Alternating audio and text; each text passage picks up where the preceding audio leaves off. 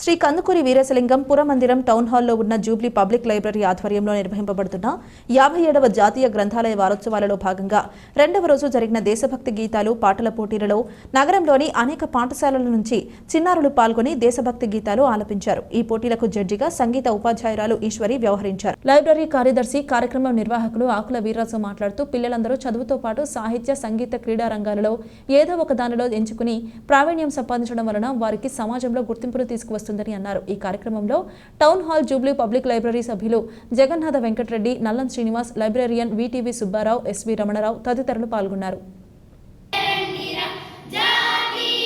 చాలా సంతోషం. నిన్నటి రోజున ప్రారంభంలో చిత్రలేఖన పోటీలు పెట్టాం. అలాగే ఇవాళ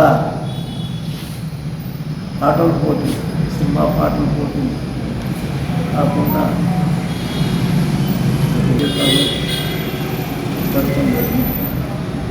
మరి ఈ కార్యక్రమంలో పిల్లలు ఎంతో ఉత్సాహంగా పాల్గొని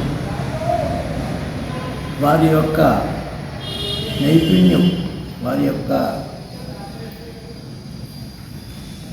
జ్ఞాపక శక్తితో ఆ వయసులో వాళ్ళు ఆ పాటలు పాడి